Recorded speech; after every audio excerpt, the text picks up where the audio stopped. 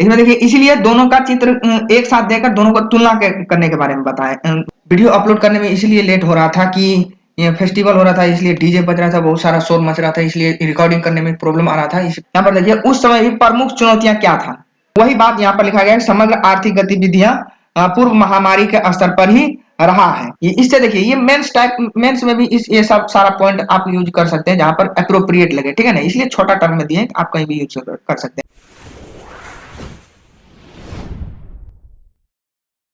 देखिए शुरुआती बेस यदि आपका मजबूत हो जाता है ना, इस तरह से आप आगे आप पढ़ सकते हैं, ठीक है ना। ये सारा जो हम फिगर बनाए हैं, इमेज जो भी ड्रॉ किया है, फोटो, ठीक है ना, वो हम आपको यूट्यूब चैनल पर भी दे देते हैं, लेकिन फोटो शेयर करने का राइट नहीं मिला है अभी। तो आप ज्यादा से ज्यादा शेयर करते तो ये सारा बहुत सारा अभी इमेज बना मतलब फोटो बनाना बाकी है, और बहुत सारा फोटो देंगे।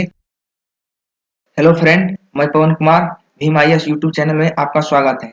आज मैं लेकर आया हूं आर्थिक समीक्षा 2021-22 इकोनॉमिक सर्वे 2021-22। इस वीडियो में बहुत सारे चीज बताऊंगा और इसमें बहुत सारे डायग्राम के बारे में, आपको पूरी इस इकोनॉमिक सर्वे के बारे में डिटेल से बताऊंगा। इस पर बहुत सारे रिसर्च हमने किए हैं और तरह तरह से हम आपको सुविधाजनक इंटरेस्टिंग बनाने के लिए इसको डायग्राम और इस तरह से बहुत सारे फिगर के द्वारा आपको इंटरेस्टिंग बनाकर इस समय इस वीडियो में आपको पेश कर रहे हैं, ठीक है। और ये इकोनॉमिक सर्वे बहुत ही इंपॉर्टेंट होता है सभी एग्जाम के लिए, खासकर आप यदि यूपीएससी दे रहे हैं तो उसके लिए बहुत इंपॉर्टेंट होता है। उसके लिए तो एकदम वीवीआई, और या तो किसी स्टेट पीसीएस बीपीएससी या तो यूपीपीसीएस जो भी दे रहे हैं, स्टेट पीसीएस में भी इससे बहुत सारा सवाल स्टेट डाटा से भी आता है।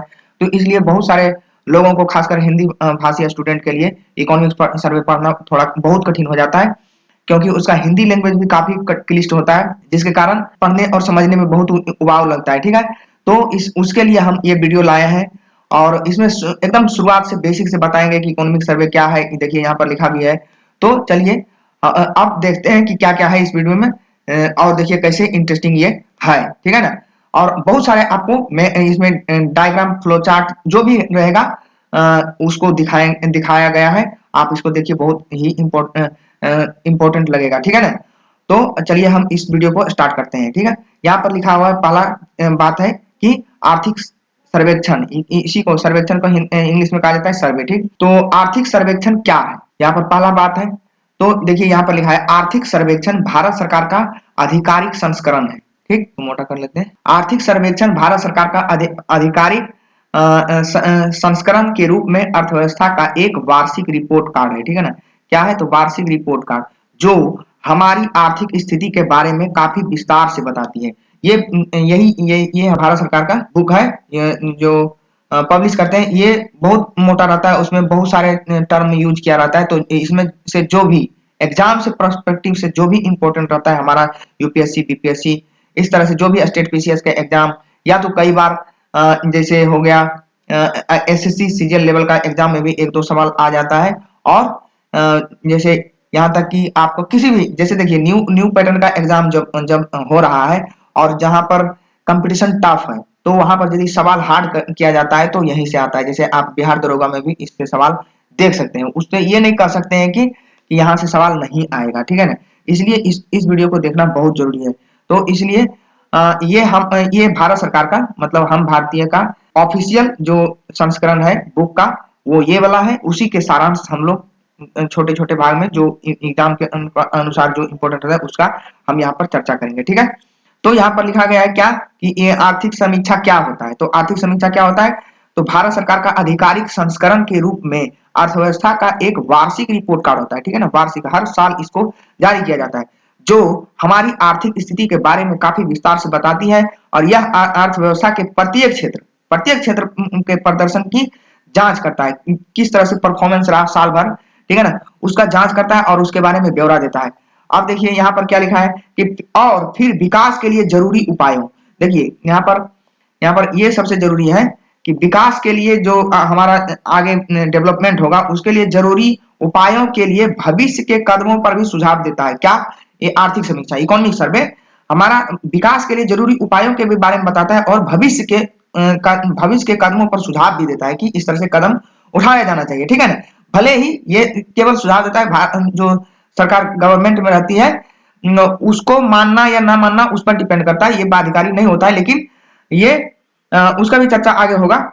तो लेकिन ये जरूरी उपायों और उसके भविष्य में कदमों जो कदम उठाया जाना चाहिए उस पर सुझाव देती है, ठीक है ना।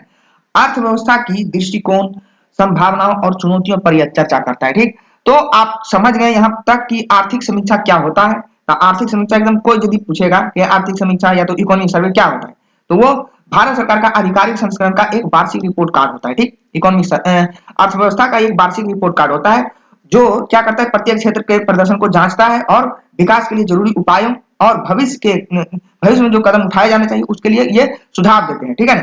भले ही इसको मानना या ना मानना सरकार पर डिपेंड करती है। अब देखिए आगे क्या लिखा है कि क्या आर्थिक सर्वेक्षण अनिवार्य है सरकार के लिए, जो गवर्नमेंट ऑफ इंडिया है उसके लिए क्या ये जारी प्रत्येक साल जारी करना अनिवार्य है। तो उसके बारे में ये सवाल यहाँ पर देखिए आंसर है कि भारतीय संविधान ना तो सरकार को आर्थिक सर्वेक्षण पेश करने के लिए बाध्य करता है और ना ही सरकार इसके सिफारिशों को मानने के लिए बाध्य होता है, ठीक है ना। ये इसके रिकमेंडेशन जो भी ये रिकमेंडेशन देती है उसके लिए बाध्य नहीं होता है, ठीक। और ना ही भारतीय संविधान इसके बारे में आर्थिक सर्वेक्षण के बारे में कोई ऐसा बात कहा है, ठीक है। अब देखिए यहाँ पर लिखा है कि यह पूरी तरह से सरकार पर छोड़ दिया गया है और वह आर्थिक सर्वेक्षण में दिए गए सुझावों को मानेगी या खारिज कर देगी, ये सरकार पर निर्भर करता है, ठीक है ना। हम कह सकते हैं कि आर्थिक सर्वेक्षण देश की अर्थव्यवस्था का एक प्रकार का रिपोर्ट कार्ड है और यह आर्थिक सुधारों को बढ़ावा देने के लिए एक वेहिकल के रूप में, एक मतलब गाड़ी के रूप में, वाहन के रूप में कार्य करता है, ठीक। तो लेकिन इसका बात माना जाएगा तब, ठीक है ना। तो लेकिन और वो बात सरकार के लिए बाध्य नहीं होता है, ठीक। अब देखिए सामान्यतः इसे बजट के एक दिन पहले, यहाँ पर एक दिन पहले संसद में पेश किया जाता है और पहली आर्थिक सर्वेक्षण समीक्षा कब पेश किया गया, 1950-51 में, ठीक है ना, प्रस्तुत की गई तथा 1964। यहाँ पर देखिए, यहाँ से क्वेश्चन जहां पर क्यू लिख दें वहां पर ऑब्जेक्टिव क्वेश्चन भी बन सकता है, ठीक है ना।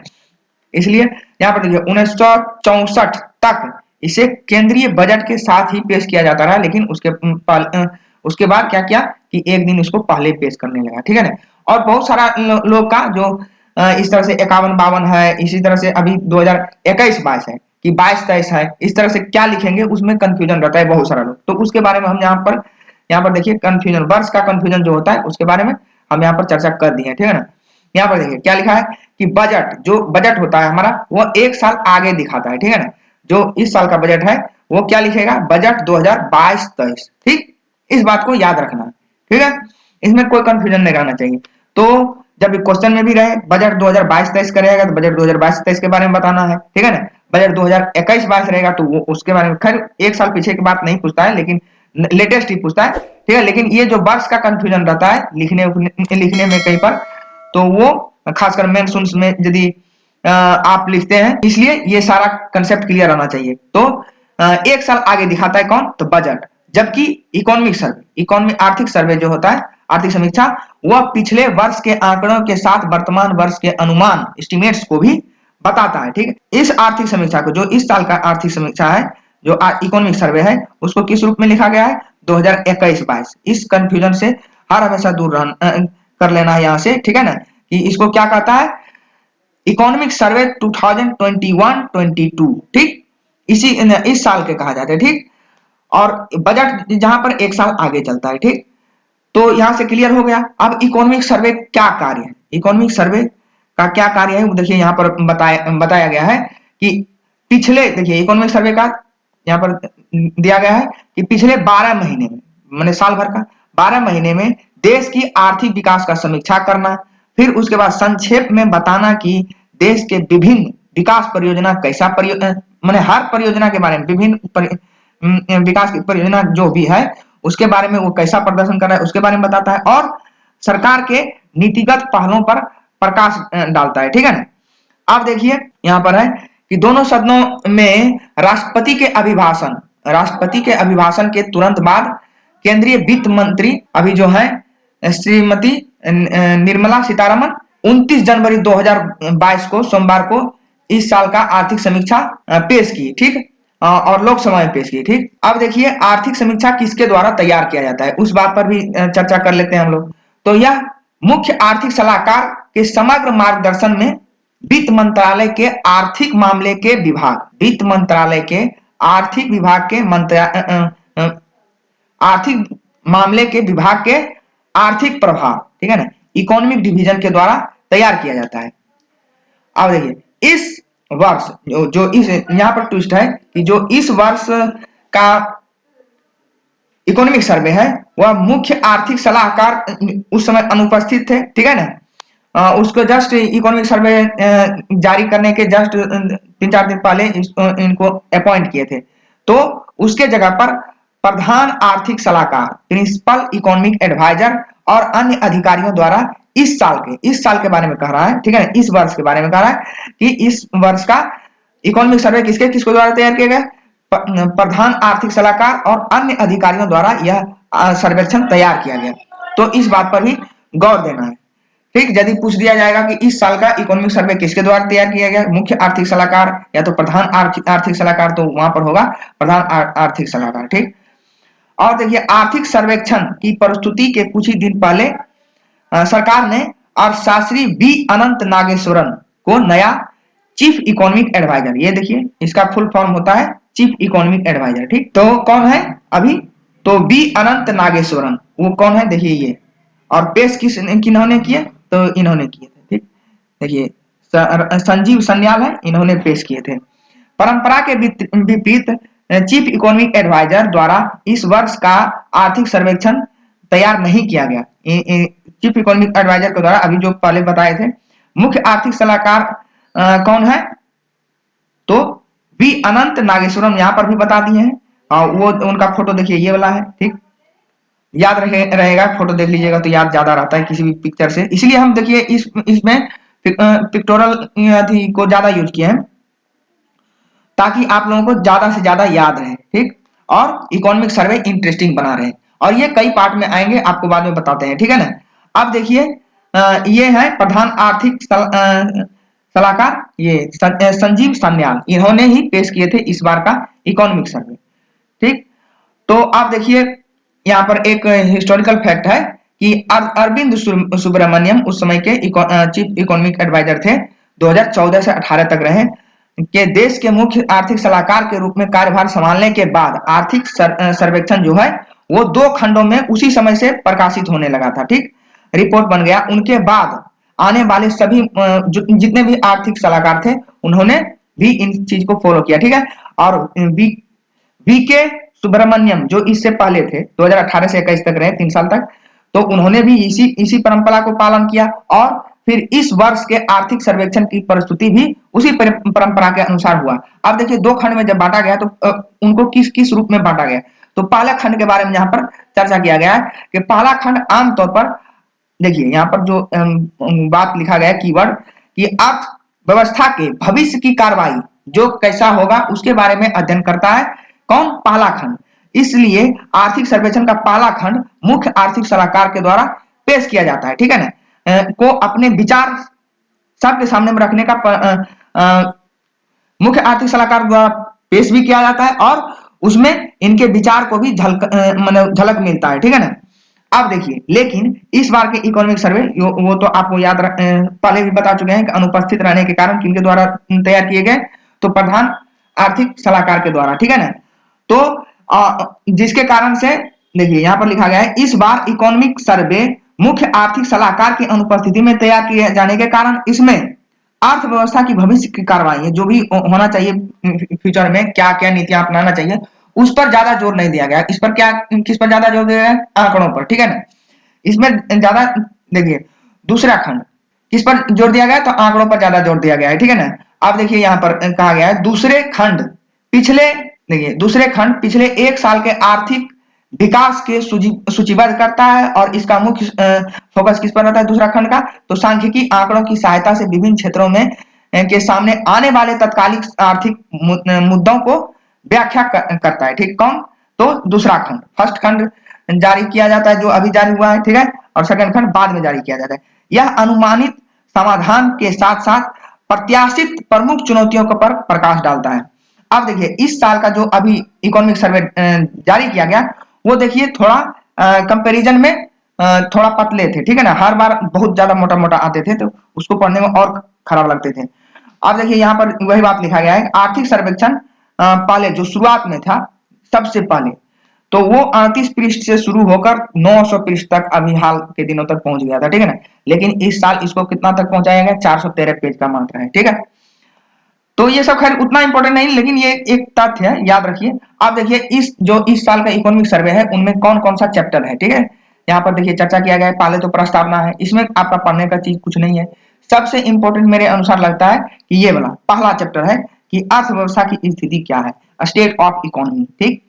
अब देखिए दूसरा चैप्टर है राजकोषीय घटनाक्रम, ठीक। तो फिजिकल डेवलपमेंट क्या है, कैसे है। फिर विदेशी एक्सटर्नल सेक्टर के बारे में चर्चा किया है तीसरा चैप्टर में। फिर चौथा चैप्टर में है, और इसमें भी उसी रूप में चर्चा किया जाएगा, ठीक है ना। और ये पहला खंड है, उसके बाद भी चर्चा किया जाएगा। और देखिए इस वीडियो में आपको ये सारा चीज मिलेगा कि आपका ऑब्जेक्टिव एग्जाम जो है, जो जिस तरह से 4 multiple question multiple type option रहता है, ठीक है ना, और उसमें से एक चुना रहता है, वो ऑब्जेक्टिव टाइप का भी सवाल इससे सॉल्व हो जाएगा। और इसलिए हम कई खंडों में बांट रहे हैं, ताकि आपका मेंस टाइप का भी कुछ जैसी बातें हैं वो शॉर्टकट में वो आपका यहाँ पर झलक मिल जाए, ठीक है ना, ताकि आपको इंटरेस्टिंग बना रहे। तो आप जाके फिर से डिटेल से भी पढ़ सकते हैं, ठीक है ना। और हम कोशिश करेंगे कि उसमें मैक्सिमम डिटेल दे दें, ठीक है ना। इसलिए हम कई पार्ट में बना रहे हैं। अब देखिए मौद्रिक प्रबंधन, यहाँ पर चौथा चैप्टर में है मौद्रिक प्रबंधन, वित्तीय मध्यस्थता, monetary management and financial intermediation, ठीक। अब देखिए चौथा पांचवा चैप्टर है इसमें कीमतें और मुद्रास्फीति, प्राइस एंड इन्फ्लेशन। फिर संधारणीय विकास और जलवायु परिवर्तन, sustainable development and climate change. फिर सातवां चैप्टर है कृषि और खाद्य प्रबंधन, एग्रीकल्चर एंड फूड मैनेजमेंट। फिर आठवां चैप्टर है उद्योग और अवसंरचना, इंडस्ट्री एंड इंफ्रास्ट्रक्चर। एवं नवा चैप्टर है सर्विस के बारे में, सर्विसेज, सेवाएं क्षेत्र, सेवा क्षेत्र जो है भारत के। और 10वां चैप्टर है सामाजिक अवसंरचना, रोजगार एवं मानव विकास, ठीक है ना, social infrastructure, employment and human development. आप देखिए 11वां चैप्टर के बारे में यहाँ पर एक इंटरेस्टिंग चीज डाला है कि उपग्रह के बारे में, जो हमारा स्पेस रिसर्च जो भी है भारत सरकार का, उसके बारे में भी बताया गया है। तो आप शुरू करते हैं। अब मुख्य बात जो आज का चैप्टर है, ठीक है ना, आज का पहला चैप्टर है कि अर्थव्यवस्था की स्थिति, वहां पहला चैप्टर भी था, ठीक है, स्टेट ऑफ इकोनॉमी। तो स्टेट ऑफ इकोनॉमी को शुरू करने से पहले यहाँ पर प्रधान आर्थिक सलाहकार जब ये पेश कर रहे थे, तो उस समय कई सारे टर्म, इकोनॉमिक टर्म का यूज किए थे, ठीक है ना। तो उनमें से पहला है बारवेल रणनीति। तो आप देखिए यहाँ से एकदम ध्यान से देखना है कि बारवेल रणनीति क्या है, ठीक। अब देखिए यहाँ पर जो उन्होंने बताया उस समय, ठीक है, उसका ये केवल हिंदी अनुवाद है, ये देखिए। और उसके बाद हम समझाएंगे पूरे अपना मतलब एक सिंपल लैंग्वेज में, ठीक। तो सूचना प्रौद्योगिकी और बायसियन सूचना अद्यतन पर आधारित इनमें लचीली नीति प्रक्रिया के साथ समाज या व्यवसाय के कमजोर वर्गों को जो होता है ना कि तरह तरह के जिस तरह से समय समय पर बदलना पड़ता है पॉलिसी को, ठीक, उससे उसके कारण से एक जैसे व्यवसाय वर्ग पर या तो कमजोर तबके, समाज के कमजोर तबके पर एक असर पड़ता है, ठीक है ना। उसको असर को कम करने के लिए सुरक्षा जाल का एक गुलदस्ता बनाता है क्या, बारवेल नीति, ठीक है ना। जैसा पिछले सालों में आर्थिक सर्वेक्षण में बताया गया है। देखिए ये बारवेल रणनीति क्या है कि यह वित्तीय बाजारों में दो अलग अलग परिस्थितियों को मुकाबला करके अत्यधिक अनिश्चितता से निपटने के लिए, जो होता है अनसर्टेनिटी, उससे निपटने के लिए उपयोग किए जाने वाली एक सामान्य रणनीति है यही। अब क्या रणनीति है, अभी देखिए आगे एकदम सिंपल भाषा में आपको समझा देंगे, ठीक है ना। अब देखिए यहाँ पर ये जो बारवेल, बारवेल इसी को कहा जाता है, ठीक है, इसको जिम में यूज किया जाता है, ठीक। तो इसमें देखिए दो दो छोर है, दो छोर को यदि आपको इसको उठाना है तो दोनों छोर पर आपको बराबर आपको क्या करना पड़ेगा, संतुलित रूप से उठाना पड़ेगा, ठीक है ना। तो उसी रूप में आपको यहाँ पर चर्चा किया गया कि एक छोर लीजिए क्या, एक छोर लीजिए बहुत सुरक्षित परिसंपत्तियां, मतलब वेरी सेफ एसेट्स लीजिए, ठीक है। और दूसरी छोर में लीजिए कि जो जिसमें रिस्क हाई, ठीक। अब देखिए यहाँ पर और देखिए सिंपल तरीके से यदि समझे, यदि आपके पास यदि मान लीजिए कि आपके पास 20 लाख रुपया है, ठीक है ना, 20 लाख रुपये है, तो आप जैसे इसको इन्वेस्ट करना चाहते हैं, ठीक, उसी वही समझाने के लिए है कि क्या है बारवेल रणनीति, ठीक है ना। तो आप देखिए यदि आप 20 लाख रुपया इधर बहुत सुरक्षित परिसंपत्तियों में आप इन्वेस्ट कीजिएगा। तो क्या होगा कि इसमें क्या होता है कि इसमें आपको ये जो रेवेन्यू होता है वो काफी कम परसेंटेज दिया जाता है, जैसे 2% या तो 3% इस तरह से दिया जाता है। और यदि वही आप जोखिम वाले में दीजिएगा, इन्वेस्ट कीजिएगा, तो आपको यहाँ पर मिल सकता है, हो सकता है 15% मिले, उससे भी ज्यादा 25% या 20% मिले, ठीक है ना। तो इसमें आपका ज्यादा लाभ कमाने का स्कोप है। लेकिन जब आप इधर इधर सारा इन्वेस्ट कर दीजिएगा तो आपको बहुत स्लो रहेगा लेकिन सेफ रहेगा। लेकिन यदि आप इधर कीजिएगा इन्वेस्ट वेरी रिस्की एसेट में, तो आपका हो सकता है कि सारा पैसा डूब जाए, या तो हो सकता है बहुत सारा बेनिफिट हो जाए, ठीक है ना। तो इस नीति के ना, बारवेल नीति के, रणनीति के अनुसार से इसमें क्या किया जाता है कि इक्वल इक्वल, जैसे 10 लाख इधर लगाएंगे, 10 लाख इधर लगाएंगे, और 10 लाख ये बहुत जोखिम जिसमें भरा है उधर इन्वेस्ट करेंगे, और 10 लाख लगाएंगे हम बहुत जो सुरक्षित है उसमें लगाएंगे, उसमें इन्वेस्ट करेंगे, ठीक है। तो इससे क्या होगा कि यदि डूब जाएगा तब पर भी 10 लाख ही डूबेगा, 10 लाख मेरा कंटिन्यू रहेगा और उसका लाभ भी कंटिन्यू रहेगा। लेकिन और यदि दोनों सुरक्षित रह गया तब तो लाभ भी जैसे जो मार्केट में जो मैक्सिमम लाभ है उसको उसको भी हम कमा सकते हैं, और जो ये सोलो सेफ इन्वेस्टमेंट था, सेफ वेरी सेफ एसेट में जो इन्वेस्टमेंट था उससे भी हम जो थोड़ा बहुत लाभ होगा वो भी कमा सकते हैं। तो यही तरीका अपनाया जाता है ये बारवेल रणनीति के अनुसार, ठीक है ना। अब देखिए इसमें कुछ जैसे बातें हैं, जैसे कि कुछ पाठक वहां पर इकोनॉमिक सर्वे में उन्होंने बताया कि जैसा कि कुछ पाठकों ने अनुमान लगाया कि इस रणनीति का पुनरावृत्ति चरण फुर्ती दृष्टिकोण के समान जो फीडबैक लूप, देखिए यहाँ पर कीवर्ड याद है, फीडबैक लूप और रियल टाइम समायोजन। इसमें क्या होगा कि आप फीडबैक भी लीजिएगा और रियल टाइम पर जिस तरह से इसको बैलेंस किया जाता है ना बारबेल को, उसी तरह से आप रियल टाइम पर इसका समायोजन भी कर सकते हैं, ठीक। अब देखिए, अब इसमें कुछ बहुत सारी बातें अभी देखिए इंपॉर्टेंट है। देखिए ये प्रमुख बातें, यह संतुलित दृष्टिकोण लेकर चलती है, ठीक है, अभी भी चर्चा कर चुके हैं इससे पहले। अब देखिए इसमें मध्यम मार्ग को नजरअंदाज कर दिया जाता है। जैसे देखिए वेरी, देखिए दोनों जगह यहाँ पर यूज किया गया है वेरी सेफ एसेट और वेरी रिस्की एसेट, और जो बीच में होगा कि मीडियम एसेट जो मतलब ना ही रिस्की है ना ही सेफ है, इस तरह से मतलब जो मीडियम में जो है उसको एकदम नजरअंदाज किया जाता है। इस बात को इसमें ध्यान रखना है, ठीक है ना। अब देखिए सरकार ने कैसे इसका उपयोग किया था, ठीक है, ये पेंडेमिक के दौरान या तो इकोनॉमिक जो शॉक लगा था उस दौरान जो भी ये काल गुजरे हैं, ठीक है ना, उस दौरान सरकार ने किस तरह से इन रणनीति को, बारबेल रणनीति को किस प्रकार से यूज किया था, तो ठीक है। तो यहाँ पर देखिए लिखा गया है गरीबों को खाद्य सुरक्षा दिया, जो जो देखिए फ्री अनाज दिया था गरीबों के लिए, वो मुहैया कराए गए, ठीक है ना। अब देखिए ये कहां पर इन्वेस्टमेंट किए थे, ठीक है, तो ये देखिए गरीबों में कल्याण के लिए यहाँ पर इन्वेस्ट किए थे, ठीक। अब देखिए दूसरी बात क्या है, सूक्ष्म मध्यम उद्योगों को लिए मुद्रा सहायता दिया था, ठीक, लिक्विडिटी सपोर्ट दिया था। और देखिए तीसरी बात है जैसे जैसे विशिष्ट चुनौतियां सामने आएगी, मतलब एक स्पेसिफिक चुनौती जैसे जैसे आया था अभी कुछ दिन पहले, जो साल भर या तो इस तरह से, तो उस समय जैसे जैसे विशिष्ट चुनौतियां आती गई वैसे वैसे सरकार ने रियल टाइम बेसिस पर पैकेज का घोषणा किया, ठीक है ना। आप लोग भी जानते हैं जिस तरह से PLI स्कीम है, इस तरह से बहुत सारी चीज इसमें लाया गया, ठीक है ना, पैकेज का घोषणा किया गया, ठीक। अब देखिए सरकार ने 80 हाई फ्रीक्वेंसी इंडिकेटर को भी विकसित किए थे, ठीक है, जिसमें देखिए प्रमुख रूप से शामिल है जैसे GST कलेक्शन का डाटा लाया गया, e way bill generation, car tractor motorcycle बिक्री स्थिति, जो भी किस तरह से हमारा इकोनॉमी सर्वाइव कर रहा है उसके बारे में यहाँ पर सारा मतलब डाटा वो रियल टाइम पर लेते रहा, और उसके कारण से वो मतलब पैकेज का घोषणा करते गए, ठीक है ना। तो इस प्रकार से सरकार ने बारबेल थ्योरी को यूज किया था क्या करने के लिए, तो अभी इकोनॉमी को सर्वाइव करने के लिए, ठीक है। अब देखिए आगे एक और थ्योरी होता है कि, और इकोनॉमिक सर्वे में ही इसका चर्चा किया गया है कि वाटरफॉल फ्रेमवर्क, ठीक है, इसको हिंदी में कर सकते हैं जलप्रपात जिस तरह से बनता है, ठीक है, उसी तरह से है कि वाटरफॉल फ्रेमवर्क क्या होता है। तो वाटरफॉल फ्रेमवर्क क्या होता है कि दुनिया और भारत और दुनिया के अधिकांश हिस्सों में, ठीक है ना, इस तरह के नीति पारंपरिक रूप से है जलप्रपात दृष्टिकोण में समस्या का विस्तृत प्रारंभिक मूल्यांकन शामिल है, जिसके बाद क्रियान्वयन के लिए एक कठोर अग्रिम योजना तैयार किया जाता है। मतलब इसमें स्ट्रिक्ट मतलब रूप से आगे बढ़ता है, ठीक है ना, कि इस चीज को हमको अचीव करना है, ठीक। अब देखिए यह पद्धति इस आधार पर काम करती है कि सभी आवश्यकताओं को शुरुआत में समझा जा सकता है और इसलिए कार्रवाई के लिए एक निश्चित हिस्सा के लिए पहले ही प्रतिबद्ध हो जाता है, ठीक है ना, पूर्वबद्ध हो जाता है।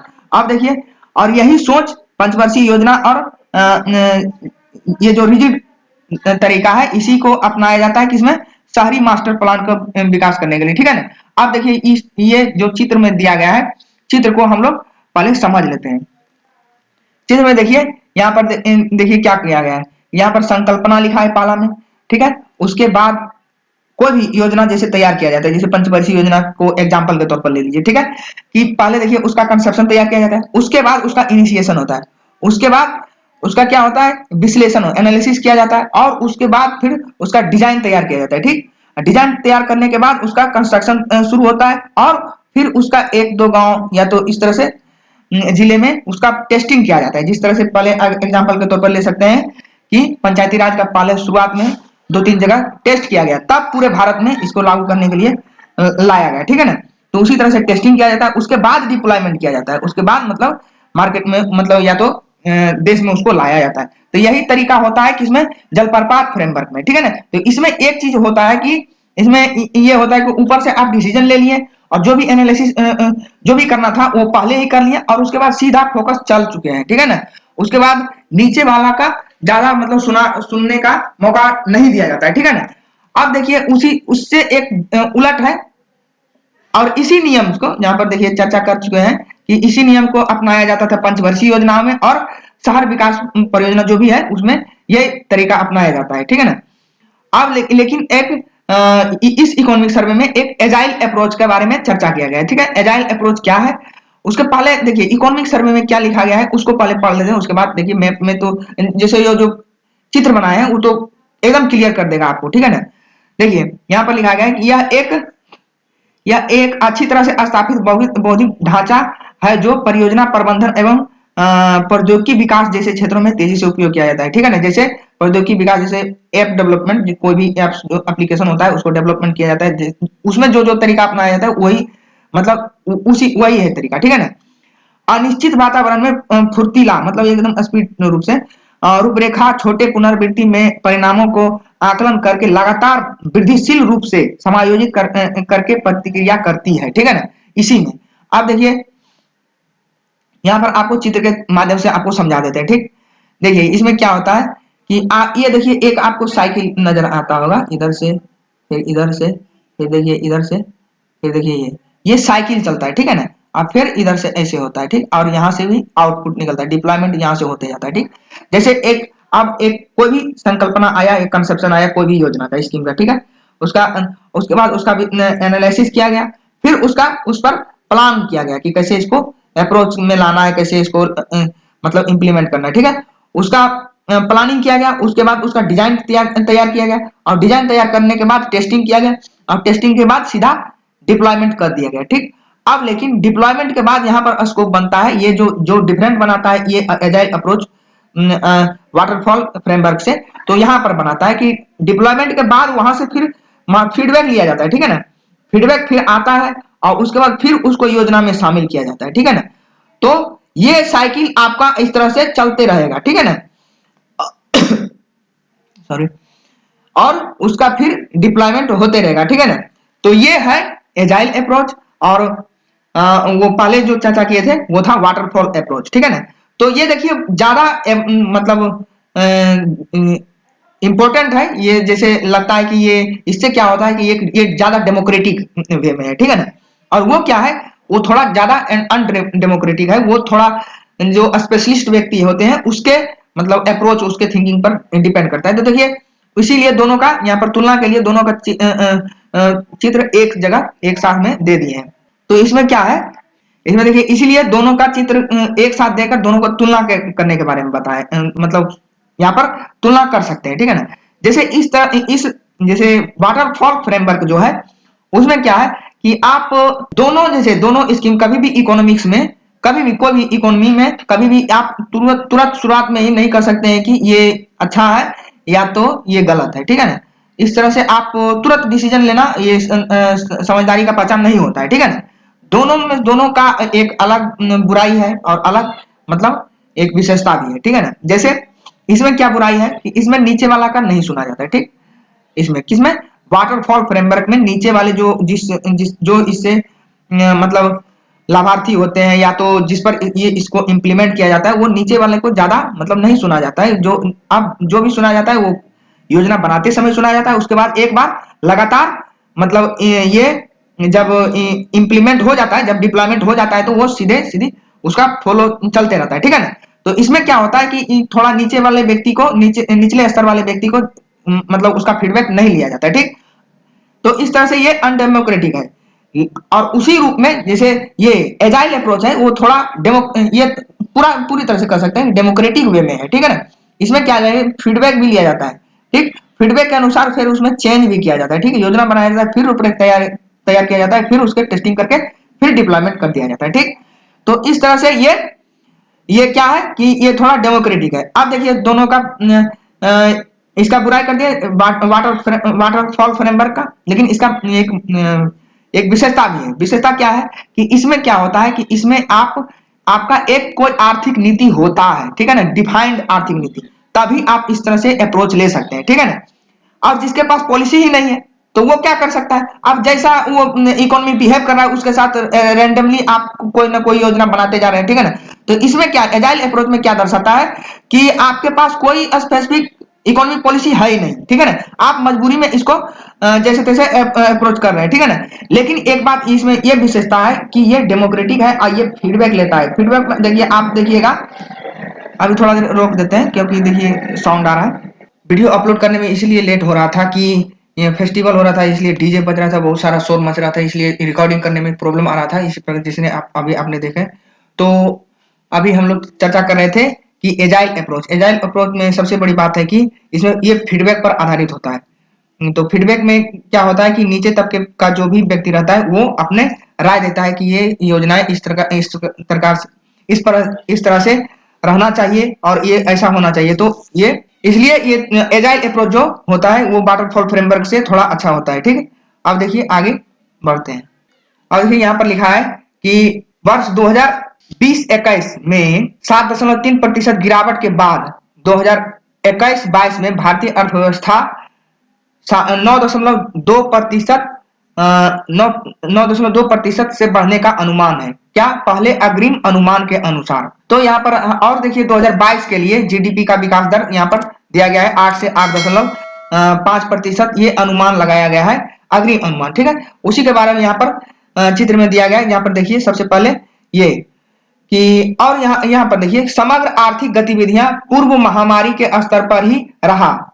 जो मतलब जो भी विकास दर पहले देखिए ये माइनस में गया 3.7%, उसके बाद प्लस का जो अनुमान लगाया गया है 9.2, और उसके बाद अगले साल 2022-23 के लिए ये 8.8% से लेकर 8.5% का जो अनुमान लगाया गया है, उस दौरान जो ये जो 9.2% बढ़ा, उस दौरान भी हमारा समग्र आर्थिक गतिविधियों का जो वृद्धि रहा वो लगभग उसी लेवल पर रहा जो पहले ये पेंडेमिक के पहले था, ठीक। जैसे देखिए इसीलिए यहाँ पर चित्र में दिया गया है कि इंडिया का रियल जीडीपी क्या था। तो 2019-20 में 145.96 ट्रिलियन यहाँ पर लिख दिए हैं कि ट्रिलियन रुपये में था हमारा जीडीपी, और वो घटकर वो श्रिंक होकर 7.3% जो श्रिंक हुआ 2020-21 में, और वो पहुंच गया था 135.13, मतलब 13 ट्रिलियन रुपये में पहुंच गया था, ठीक है, वो छोटा होकर।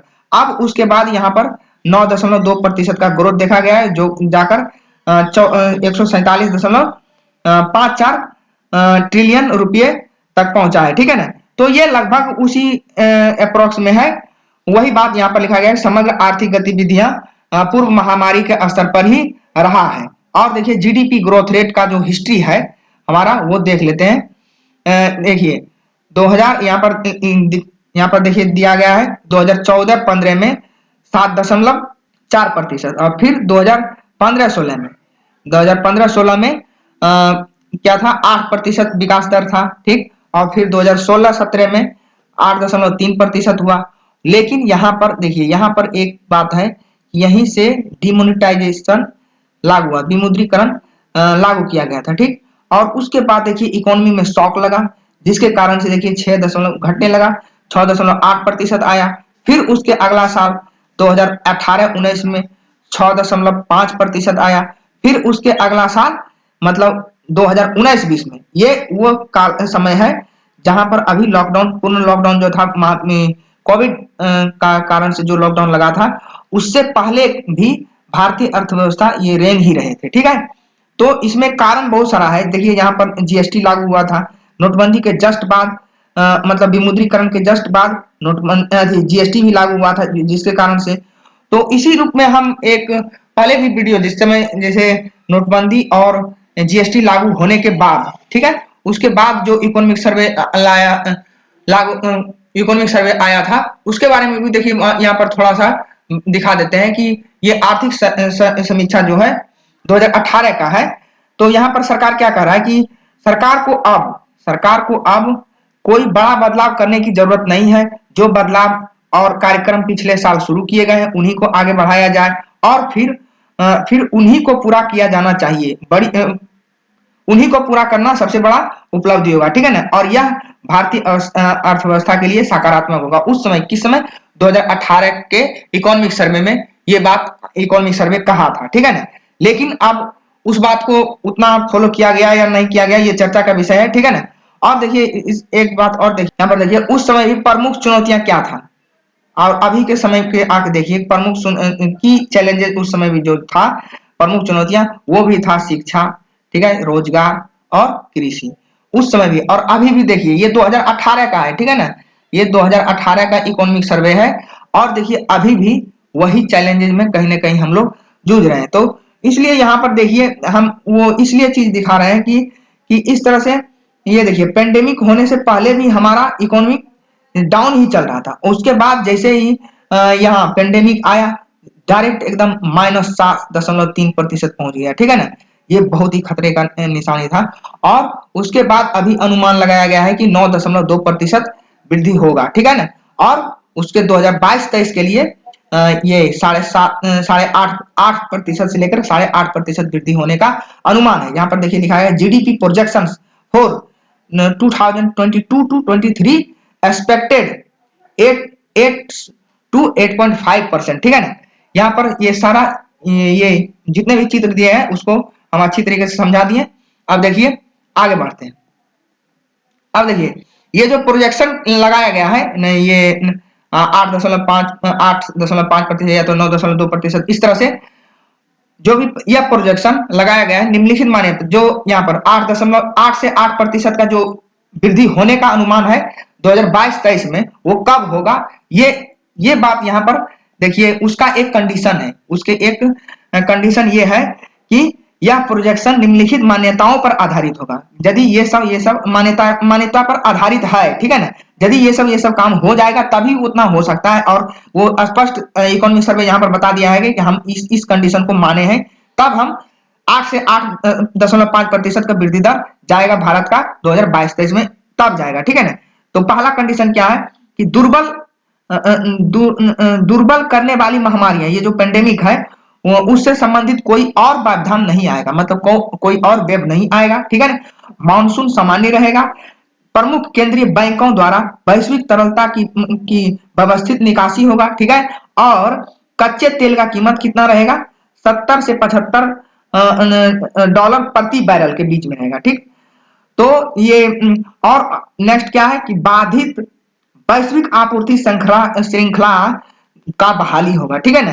तो ये सारा मतलब मान्यता है इसको मानने के लिए, जो एक्सपेक्टेशन लगाया गया है कि 8 से 8.5% वृद्धि होगा इंडियन इकोनॉमी का, कब 2022 से 23 में। तो वो इन मान्यताओं पर आधारित है। अब देखिए यहाँ पर लिखा गया है महामारी से कृषि और संबंध क्षेत्र, जो उससे रिलेटेड एलाइड सेक्टर है, एग्रीकल्चर एंड एलाइड सेक्टर इसी को कहा जाता है, में सबसे कम प्रभावित हुए। ये सबसे कम प्रभावित हुए। पिछले साल 3.6% बढ़ने के बाद इस वर्ष भी 3.9% बढ़ने का उम्मीद है, ठीक है ना। सेवा क्षेत्र विशेष रूप से उन महामारी से सबसे अधिक प्रभावित हुआ, उसका देखिए हम डायग्राम में भी अभी दिखा देंगे, ठीक है ना। अब देखिए यहाँ पर वर्ष 2022-23 में के लिए अनुमान विश्व बैंक और वित्त एशियाई डेवलपमेंट बैंक है, ठीक है ना, ने क्या क्या अनुमान लगाया है 2022-23 के लिए भारतीय इकोनॉमी का कि 8.7% और 7.5%, ठीक है ना।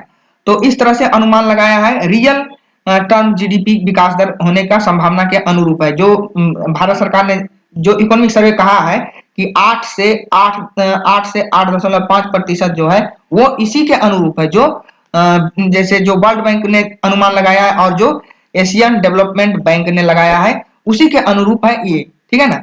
तो मतलब ये ज्यादा मतलब ये नहीं कि काल्पनिक हवा में महल नहीं बनाया गया है, बस उसी का अनुरूप है, ठीक है। आईएमएफ एक ताजा वैश्विक आर्थिक परिदृश्य के अनुमान के तहत 2021-22 और 2022-23 में भारत का रियल जीडीपी विकास दर 9% और इस तरह से 2023-24 में 7.1% रहने की संभावना है, ठीक।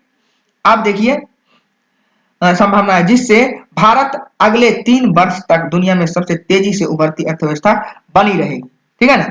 अब देखिए यहाँ पर लिखा गया है आर्थिक पुनरुद्धार को समर्थन देने के लिए आने वाले साल में, ठीक है, आने वाले साल में वित्तीय प्रणाली के साथ निजी क्षेत्र के निवेश में बढ़ोतरी की संभावना है, ठीक।